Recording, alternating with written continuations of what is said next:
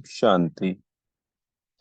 आज 22 मई 2024 के महावाक्यों में प्यारे मीठे बाप दादा ने कहा, मीठे बच्चे, तुम्हें कर्मातीत बनकर जाना है। इसलिए अंदर में कोई भी फ्लो नहीं रहना चाहिए। अपनी जांच कर कमियां निकालते जाओ। प्रश्न है, किस अवस्था को जमाने में मेहनत लगती, उसका पुरुषार्थ क्या है? उत्तर है, इन आंखों से देखने वाली कोई भी चीज सामने ना आए, देखते भी ना देखो, देह में रहते देही अभिमानी रहो। यह अवस्था जमाने में टाइम लगता है। बुद्धि में सिवाय बाप और घर के कोई वस्तु याद ना आए। इसके लिए अंतर्मुखी हो अपनी जांच करनी है, अपना चार्ट रखना है। ओम शांति। मीठे मीठे सिखी लदे रूहानी बच्चे, यह तो जानते हैं कि हम अपनी दैवी राजधानी स्थापन कर रहे हैं। इसमें राजाएं भी हैं तो प्रजा भी है। पुरुषार्थ तो सब करते हैं। जो जास्ती पुरुषार्थ करते हैं वह जास्ती प्राइज लेते हैं। यह तो एक कॉमन कायदा है। यह कोई नई बात नहीं है। इसको देवी बगीचा कहो, वह राजधानी कहो। अभी यह है कलयुगी बगीचा अथवा कांटों का जंगल। उसमें भी कोई बहुत फल देने वाले झाड़ होते, कोई कम फल देने वाले होते, कोई कम रस वाले आम होते, कोई कैसे होते। फूलों के, फलों के इस ऐसे भिन्न भिन्न प्रकार के झाड़ होते हैं। वैसे ही तुम बच्चों में भी नंबरवार पुरुषार्थ अनुसार है। कोई बहुत अच्छा फल देते हैं, कोई हल्का फल देते हैं। भिन्न भिन्न झाड़ होते हैं। यह फल देने वाला बगीचा है। इस दैवी झाड़ की स्थापना हो रही है, अथवा फूलों के बगीचे की स्थापना हो रही। कल पहले मिसल आहिस्ते आहिस्ते मीठे खुशबूदार भी बन रहे हैं। नंबरवार पुरुषार्थ अनुसार सब वैरायटी है। बाप के पास भी आते हैं, बाप का मुखड़ा देखने। यह तो जरूर समझते हो बाबा हमको स्वर्ग का मालिक बनाते हैं। यह बच्चों को निश्चय है जरूर। बेहद का बाबा हमको बेहद का मालिक बना रहे। मालिक बनने में खुशी भी बहुत होती है। हद के मालिक पने में दुख है। यह खेल ही सुख और दुख का बना हुआ है। और यह है भी भारतवासियों के लिए ही। बच्चों को बाबा कहें, पहले अपना घर तो संभालो। घर पर धनी की नजर रहती है ना, तो बाप भी एक एक बच्चे को बैठ देखते हैं। इनमें कौन कौन से गुण हैं और कौन से अवगुण हैं, बच्चे खुद भी जानते हैं। बाबा अगर कहें कि बच्चे तुम सब अपनी अपनी खामियां आप ही लिख कर आओ, तो झट लिख सकते हैं। हम अपने में क्या क्या खामी समझते हैं। कोई ना कोई खामी है जरूर। संपूर्ण तो कोई बने नहीं है। हाँ, बनना जरूर है। कल्प कल्प बने हैं, इसमें कोई संशय नहीं। परंतु इस समय खामी है, वह बतलाने से बाबा उस पर ही समझाएंगे। तो हमें अपनी खामियां बाबा को लिख के देनी है लेटर में। फिर बाबा उसी तरीके का पुरुषार्थ करते हैं, समझाते हैं हमको। इस समय तो बहुत खामियां हैं। मुख्य सब खामियां होती ही हैं देह अभिमान के कारण। वह फिर बहुत हैरान करती, अवस्था को आगे बढ़ने नहीं देती। इसलिए अब पूरी रीति पुरुषार्थ करना है। यह शरीर भी अभी छोड़कर जाना है। दैवी गुण भी यहाँ ही धारण करके जाना है। कर्मातीत अवस्था में जाने का अर्थ भी तो बाबा समझा रहे हैं। कर्मातीत होकर जाना है तो कोई भी फ्लो ना रहे, क्योंकि तुम हीरे बनते हो ना। हमारे में क्या क्या फ्लो है,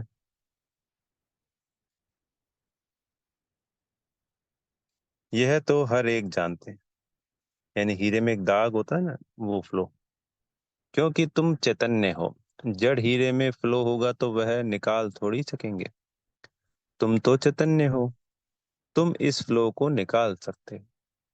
तुम कौड़ी से हीरे जैसा बनते हो। तुम अपने को अच्छी रीति जानते हो।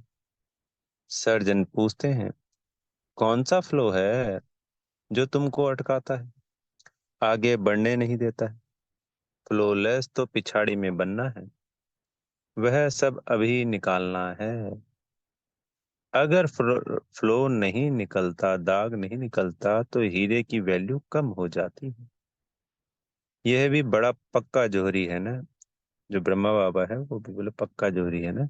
सारी आयु हीरे ही इन आंखों से देखे हैं। ऐसा जोहरी कोई होगा नहीं जिसको इतना हीरों को परखने का शौक हो। मास्टर थे वो।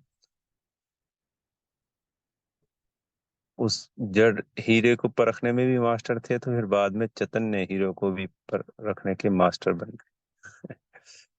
तुम भी हीरे बन रहे हो, जानते हो। कोई ना कोई फ्लो है जरूर। संपूर्ण बने नहीं है। चैतन्य होने कारण तुम पुरुषार्थ से फ्लो निकाल सकते हो। हीरे जैसा तो बनना है जरूर। सो तब बनेंगे जब पूरा पुरुषार्थ करेंगे। बाप कहते हैं तुम्हारी अवस्था ऐसी पक्की हो जो शरीर छूटने समय अंत में कोई भी याद ना आए। यह तो क्लियर है।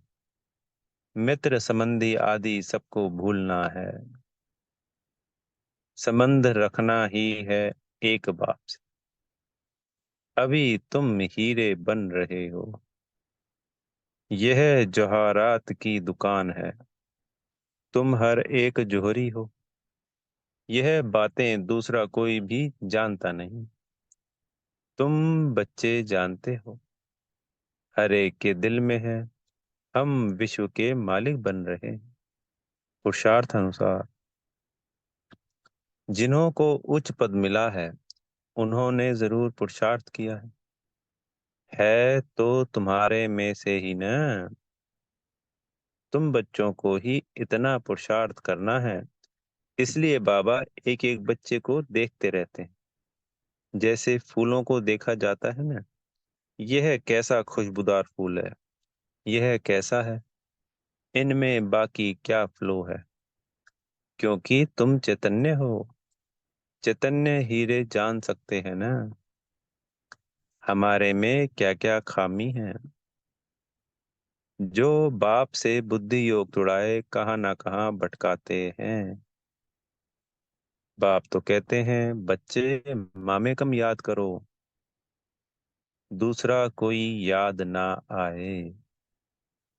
गृहस्थ व्यवहार में रहते एक बाप को याद करना है।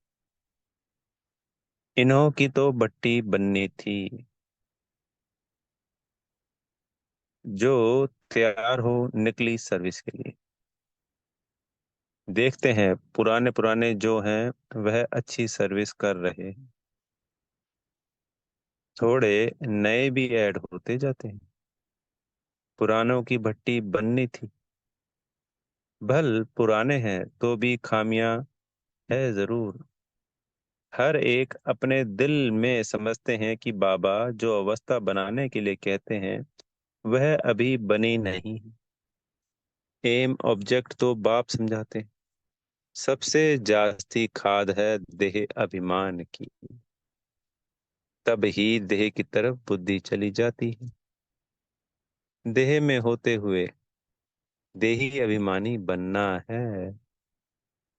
इन आंखों से देखने वाली चीज कोई भी सामने ना आए, ऐसी अवस्था जमानी है। हमारी बुद्धि में सिवाय एक बाप के और शांति धाम के कोई भी वस्तु याद ना आए। कुछ भी साथ नहीं ले जाना है। पहले पहले हम नए संबंध में आए, अभी है पुराना संबंध। पुराने संबंध की जरा भी याद ना आए। गायन भी है अंतकाल जो स्त्री सिमरे। यानी अंतकाल में जिस चीज की याद आती है, फिर आत्मा उसी तरफ, चाहे वो मोह है, लोभ है, कुछ भी है, उसी के अनुसार फिर उसका जन्म होता है, उसी आसक्ति के अनुसार। इसलिए जब हमें लंबे काल का अभ्यास होगा, बार बार बाबा को याद करेंगे, बार बार शांति धाम को याद करेंगे, तो अंत समय में सिर्फ बाबा और घर ही याद आएगा। यह अभी की बात है। गीत तो कलयुगी मनुष्यों ने बनाए हैं, परंतु वह समझते थोड़ी हैं। मूल बात बाबा समझाते हैं। एक बाप के सिवाय और कोई याद ना आए। एक बाप की याद से ही तुम्हारे पाप कट जाएंगे और पवित्र हीरे बनेंगे। कोई कोई पत्थर तो बहुत वैल्यूबल होते हैं, माणिक भी वैल्यूबल होते हैं। बाप अपने से भी बच्चों की वैल्यू ऊंच करते रहते हैं। अपनी जांच करनी होती है। बाप कहते हैं, अंतर्मुख हो, अपने में देखो, हमारे में क्या खामी है, कहाँ तक देह अभिमान है। बाबा पुरुषार्थ के लिए भिन्न भिन्न युक्तियां समझाते रहते हैं। जितना हो सके एक की याद रहे। भल कितने भी प्यारे हों, खूबसूरत बच्चे बहुत लवली हों, तो भी किसकी याद ना आए। यहाँ की कोई भी चीज याद ना आए। कोई कोई बच्चे में बहुत मोह रहता है। बाप कहते हैं, उन सब से ममत मिटाए, एक की याद रखो। एक लवली बाप से ही योग रखना है, उनसे सब कुछ मिल जाता है। योग से ही तुम लवली बनते हो। लवली आत्मा बनती है।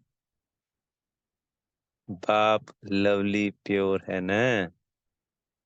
तो आज बाबा को जब याद करेंगे तो मेरा लवली बाबा, मेरा प्यारा बाबा, मेरा फिर लवली बाबा।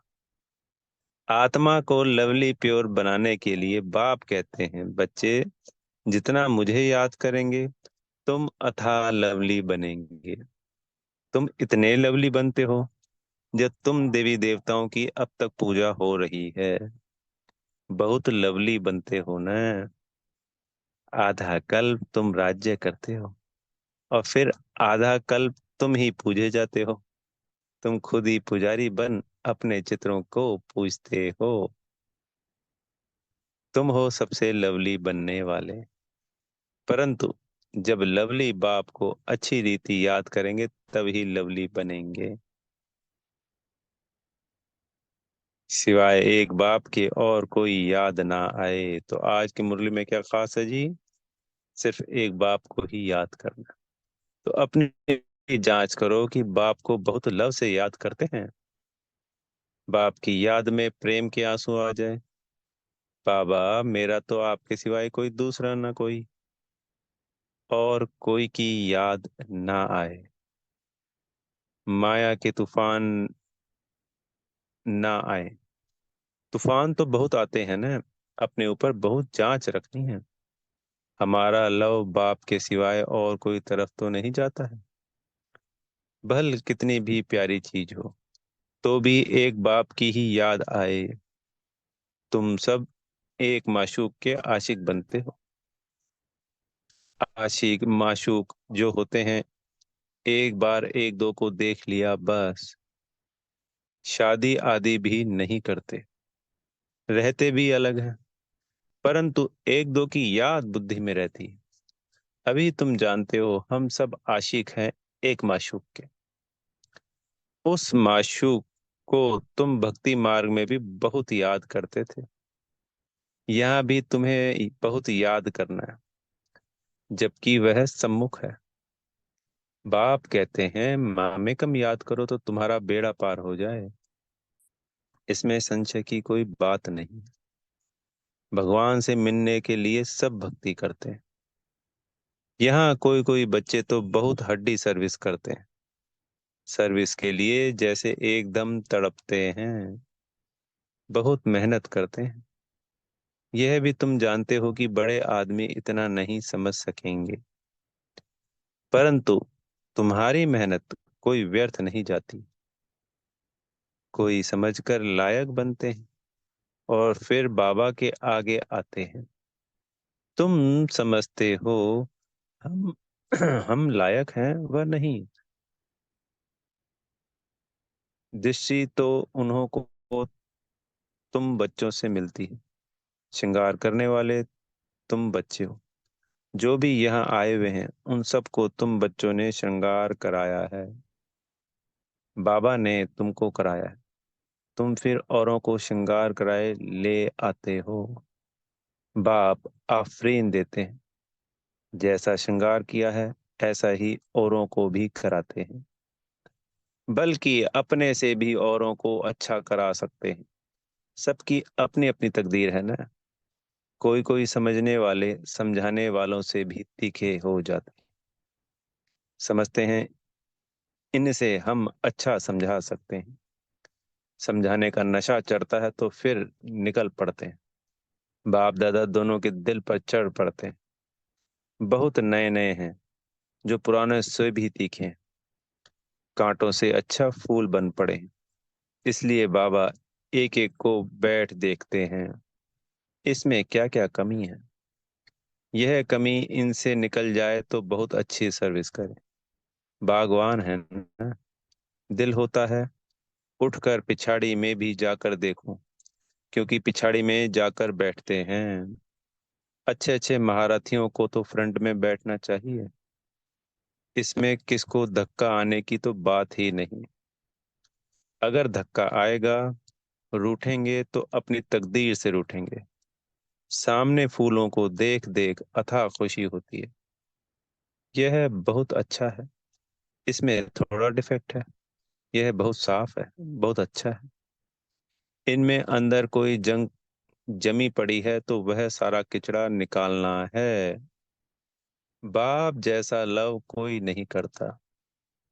स्त्री का भी पति में लव रहता है ना। पति का इतना नहीं होता।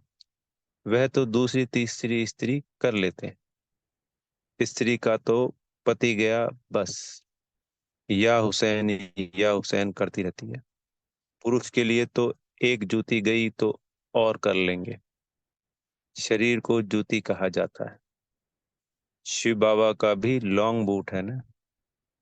अब तुम बच्चे समझते हो हम बाबा को याद करेंगे, फर्स्ट क्लास बनेंगे।